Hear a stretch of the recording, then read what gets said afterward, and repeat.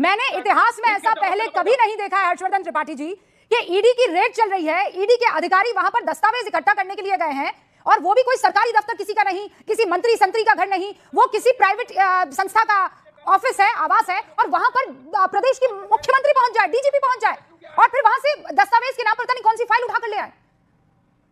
देखिए रूबिका जी, सबसे पहले तो ये कि बादल देवनाथ से लेकर ममता बनर्जी इस तरह से चीत्कार के मोड में है, तो आप समझिए बंगाल क्रांति तो होती दिख रही है। और भारतीय जनता पार्टी को भी ये समझना पड़ेगा। भारतीय रूबिका जी रुकिए, इनको ये तो फिर चीत्कार करने लगे।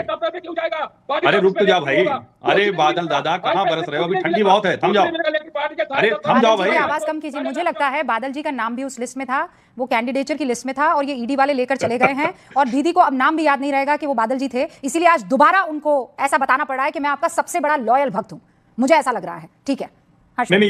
ये हो सकता है, लेकिन एक तो एक कि भारतीय जनता पार्टी को ये समझना चाहिए कि उनका पाला किससे पड़ा हुआ है। ये ममता बनर्जी हैं,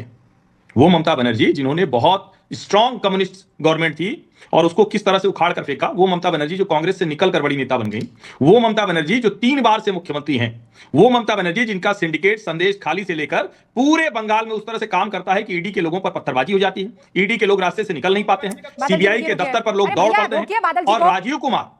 जो कोलकाता के पुलिस कमिश्नर थे, उनके लिए ममता जी धरने पर बैठ जाती हैं। जरा इसको समझिए, इसका मतलब क्या हुआ? इसका मतलब कि वो जो वहां का पूरा तंत्र है वो तृणमूल कांग्रेस के सिंडिकेट के तौर पर काम करता है। तो भारतीय जनता पार्टी अमित शाह के लिए इतना आसान नहीं होगा, लेकिन आज जैसे ममता जी गई, इसका मतलब यह है रूबिका जी कि ममता बनर्जी के आत्मविश्वास को थोड़ा तो आज दरक गया हो, आज तो चोट लग गई, क्योंकि जिस तरह से वो फाइल लेने दौड़ी हैं, और भला आईपैक के दफ्तर में ऐसा क्या रखा होगा कि जिसकी वजह से ये क्या हवाला का मामला था, ये क्या ऐसे लोगों की लिस्ट थी जो बांग्लादेशी घुसपैठिए हैं उनकी सूची थी। मुझे लगता है कि ये जो चीजें हैं वो ममता बनर्जी को परेशान कर